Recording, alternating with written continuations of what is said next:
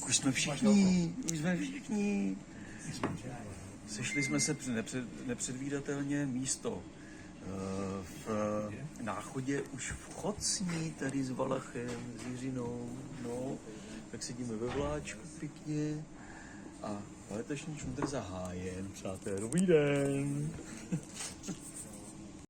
Bude posunováno, dbejte své osobní bezpečnosti. Opičáci v Náchodě. Bychom měli přijít koleje. Začínáme v Náchodě letos, tak tohle je Náchod, přátelé.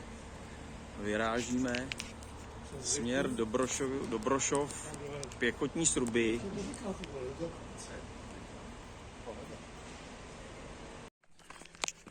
Tak máme nějaký brutální stoupání za sebou.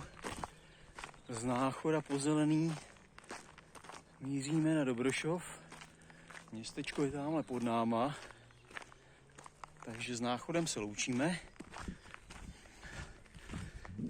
a mastíme to zelenou stezkou kupředu. Dobrý den. Funíme do kopců. Míříme na Jirářskou chatu. Do prdele, jak říká Stec správně. Ach jo. Tak jsme vyšplhali někam na nějaký vrcholek. Je tady božský klid, ozývá se jenom funění 3 čuníků. Jak ticho. Totální.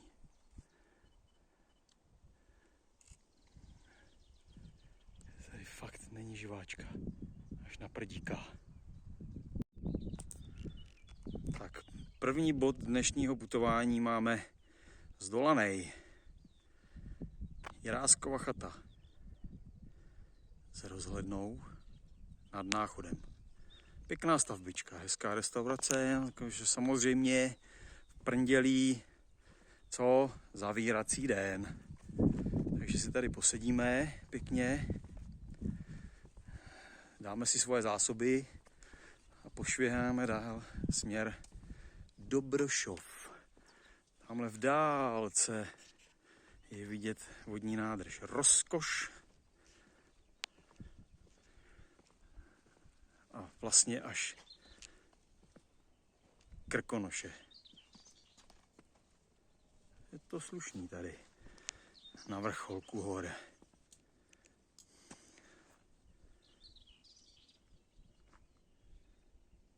Jo, paráda. A nikde nikdo.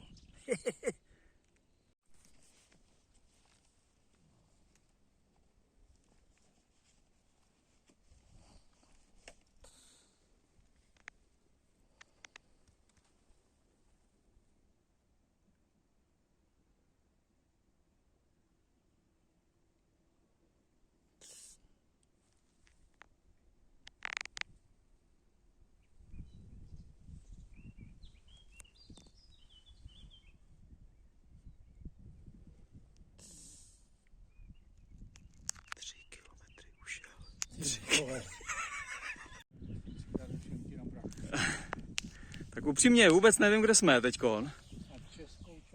Jdeme na Českou Čermnou, ale jo, jsme nad Českou Čermnou, ale je to fakt jako super tady.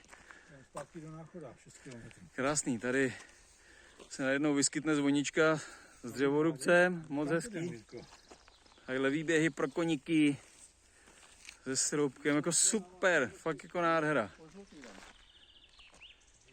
Viděli jsme cestou spoustu pěchotních srubů, to opevnění je opravdu síla tady. A teď mažeme dál. Smažu. Tak, tady budeme 2 noci vegetit. Dorazili jsme do cíle dnešní naší cesty. Pěchotní srub NS 61 chata. Vymazlený, nevím, jak to vypadá vevnitř, jestli to vypadá tak pěkně jako zvenku, tak to bude dobrý. A tady počkáme na Karlose, super teroristu, který tady přes ty ježky protitankový a závoru se za chviličku přiřítí. Tak. Tady si oddechneme, tady jsou chcíplí touristi, unavený valach, svěží děnovej dědek, čerstvej, ten to má v pohodě. Neřek, co máš? Mají kluka. No. To řekneš dřív než ty, ale No, on je úplně mimo dědek z toho. Tak, nějaký jako malý. za chvíli si dáme pivo a bude dobře. Takže pokračuj do té skupiny. Stejně jako Radegast. První večer v Andru, přátelé. Po 15 letech putování jsme si zapálili oheň. Jinak alkróni a jiné zařízení. Pavlíku, klidně můžeš spát tady u toho ohně. Můžu, ale nebudu. Chrápeme tadyhle v bunkru. To je náš hotýlek teďko na 2 noci. Tady máme venkovní posezeníčko, zázemíčko, klídeček, tam dole je koupelna, samozřejmě přírodní. Tady je smradlavý prdík. Jsem to mohl domluvit po trase, Bušty, když jsme bušty. spali v bungru. A bušty. Paráda. A jsou vegáčovníky. To není pohled z vězení. To je pohled ven z našeho ubytování vandrovního. Takže, přátelé, malá exkurze. Pěchotní srub. Takhle my si tady teď budeme 2 noci žít. Zbraně, místnosti, spíš žírna tadyhle, lednička, pohodička, místnost radisty, zaostři se.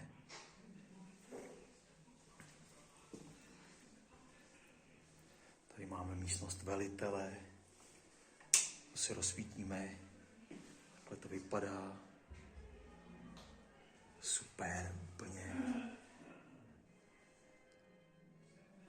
Jsou věci.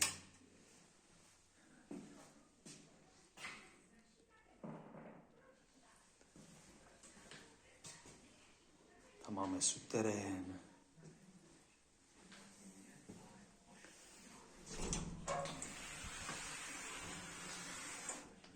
Tady bivakujeme, tady spíme. Pěkně kamínka topěj, je tady teplíčko. Super. A pozor, za lvem se skrývá Hruch a jeho parta.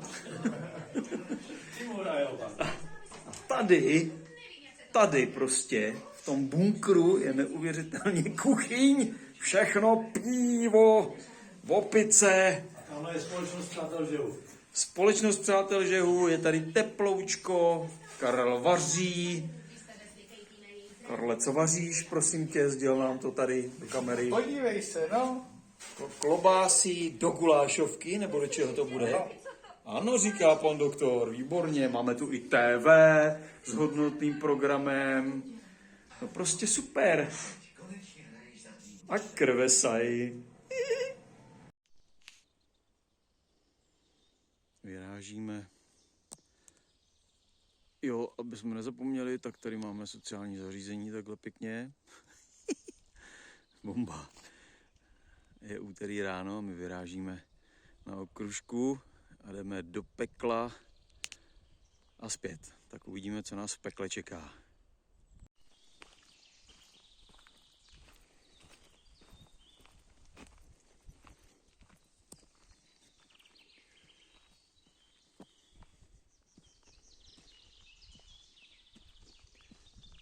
Krásný klid. Nikde nikdo, jenom my. A v okolí spousta pozůstatků takových malých pěchotních srubíků. Je to zajímavý tady.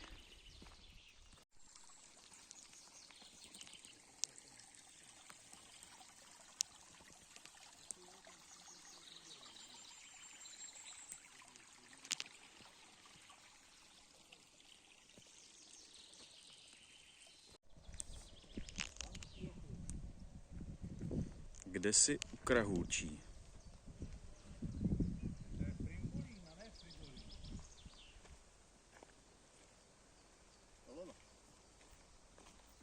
Krahoučí, přezdívaný teď statický ráj.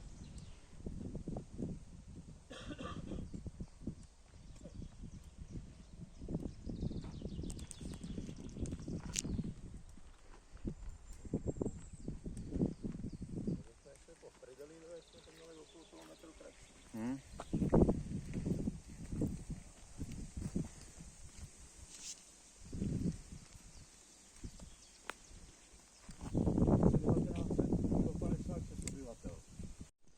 Vem to parakotoulem.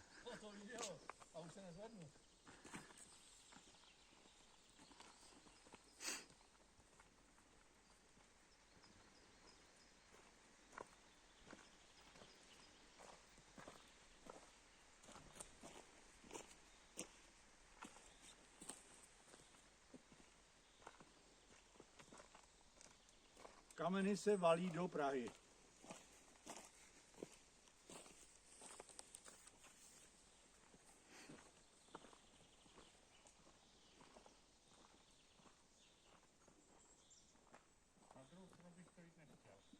Ani já ne. Ale budeme muset. Ale přesně tak budeš muset.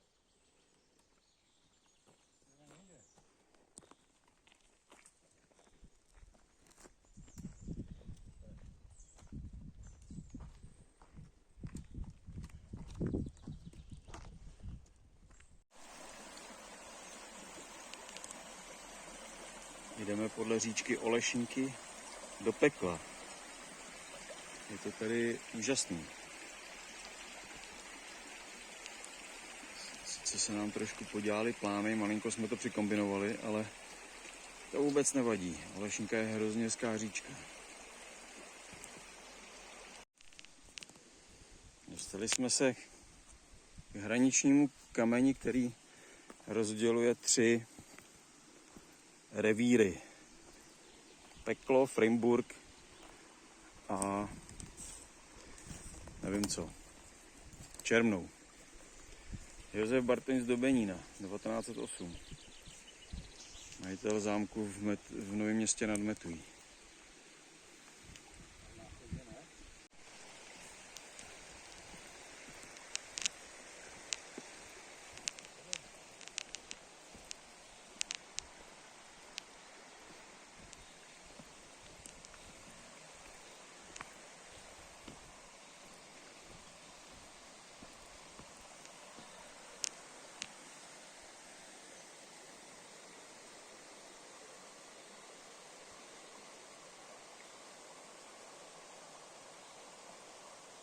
Tam někde je Carlos. Na chvostu, kraje nám záda.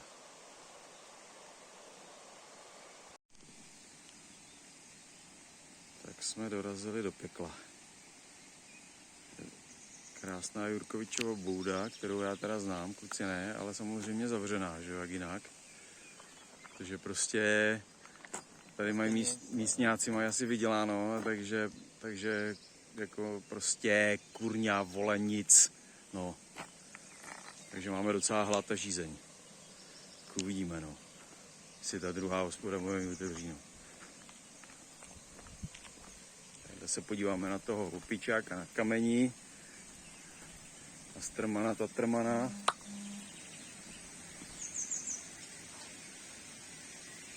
Začíná nám pršet, takže na cestu zpátky super, úplně. Vyrazili jsme se Srubu. Cíl naší cesty dneska je Šerlich. Je to 14 km od krutního stoupáníčka. Tak to trošku přehodnotíme, asi dáme nějaký popojezd. Páč chčije. A chčije. Od včerejška. Ale nám to úplně až jako nevadí. Karel ještě uklízí srub a pak za náma dorazí. Je to tady fajn.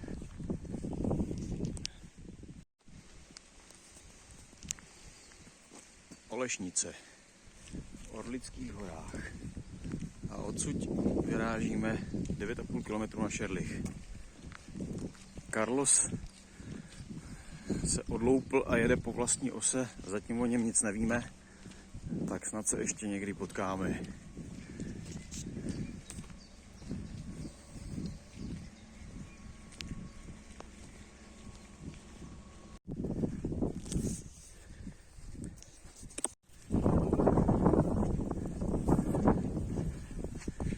Šlapej, Valachu! Neflákej se, kurňa! Žvejkačka v puse, Lážo, plážo, milá Blážo, tyhle! Nestíháš! Zaber! Krásná cesta! Vystoupali jsme zase o kus dál. Teda vejš. Pomalu se dostáváme do pásma, kde už jsou mlhy. Prostě už pomalu v mrakách, tamhle opičák, ten je fresh, my jsme úplně hotoví. Až pláme na Šerlich, který má asi kilometr, nebo co. Tak přátelé, cesta se trošku zhoršuje, nicméně tamhle vychechtaný horský vůdce se jako tvrdí, že to je jako v pořádku, no tak... Tyjo, tak teď už mám mokrý kalhoty. No, takhle my to máme letos. Krásná turistická stezka. Značená. Za chvíli se budeme plazit po kolenou. Dobrý to je. Dali jsme to, viď. Další, prudčí, probější. Tak. Jo.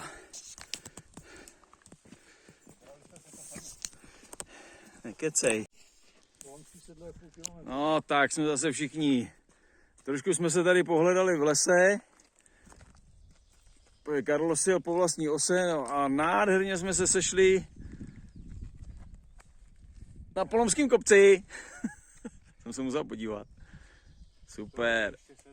Paráda. Tak jsme konečně jsme dorazili na Šerlich. Voda. Všichni společně na Šerlichu. Super. Trošku slivovičky. Na zahřátí nezabije, mě to taky nezabilo. A tadyhle se půjdeme zakempovat do této krásné boudičky. Těšíme se. Předposlední den našeho putování opouštíme Masarykovu chatu na Šerlichu a vydáváme se na strastiplnou cestu do Orlického záhoří, kde dneska končíme, kde si budeme užívat klidu a pohody. Podíváme se, jestli tam jsou ještě ty koně.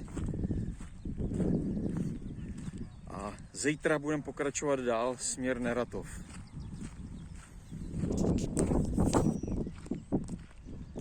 Tak. Tady máme toho opičáka flusatýho, fotografistického, který fotí bez brejlí, takže z toho zase nic nebude. Je trošku zima. Fouká vítr, ale dobrý. Polsko. Čechy. Jsem v Čechách. Jsem v Polsku. Jsem v Čechách. A jsem v Polsku. Kluci jsou v Čechách, já jsem v Polsku.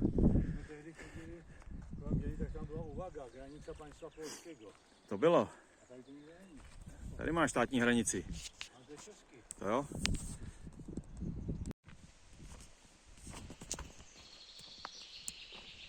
Dostali jsme se do národní, nějakého chráněného území nebo přírodní rezervace Trčkov. Teď scházíme takovým docela zajímavým hvozdem dolů. Popadají spousta stromů, nechávají to tady evidentně svýmu osudu, což je dobře. Je to trošku z kopečka, malinko to klouže po včerejším dešti, ale je to hezký. Tady.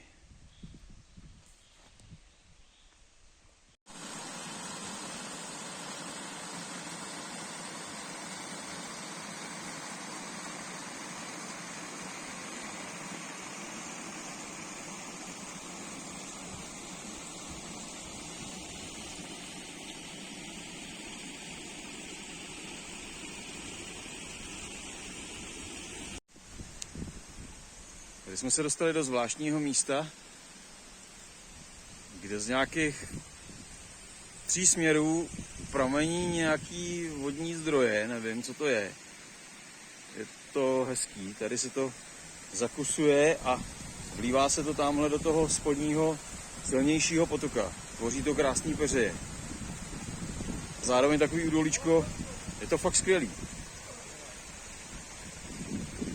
Tak jsme se vrátili na místo činu. Před 15 lety, téměř přesně, jsme se tady pohybovali ještě se Žičkou a to byl náš první wander po 22 letech. Karla se někde fláká, ale dorazí. Strejdova chlupa je furt ve špatném stavu, možná v horším, než byla před těma 15 lety. Ach jo, jdem se podívat.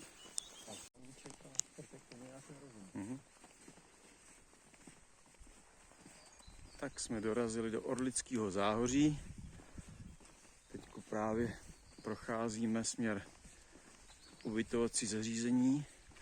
Vesnice je dlouhá jak týden před Vejplatou, ale je hezká, takže nám to nevadí. Krásně si to projdeme. Je to taková super orlicko-horská klasika. Skvělé.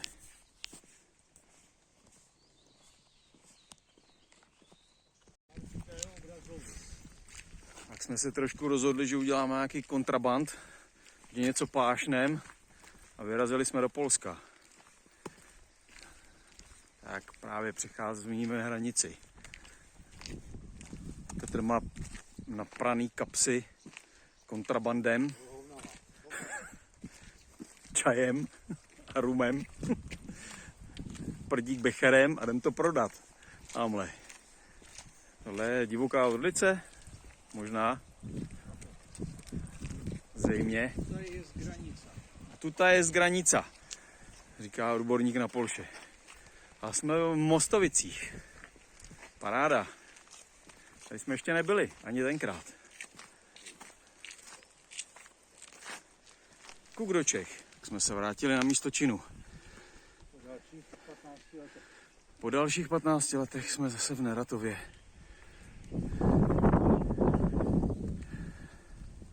Back to the past.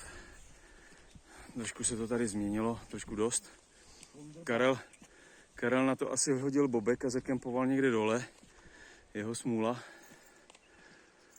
Sady vyrostly. Z malých kmínků jsou starý stromy. Z malých kmínků jsou starý stromy, baráky jsou opravený, spousta jich přibylo, včetně pivovaru. Kostel stále stojí a my stále šlapem.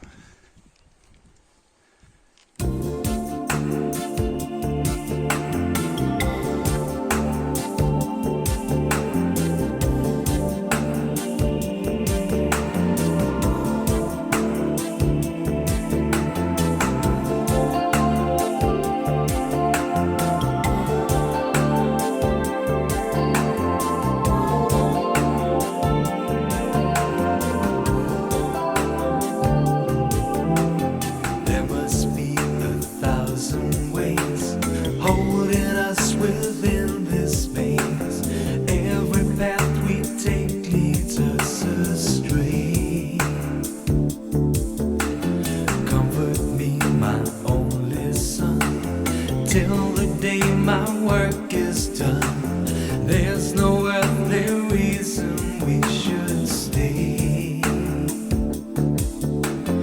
When the wind gets under these wings, you will feel what freedom brings. Stay right by me, walk, don't run. I don't want you flying too close to the sun.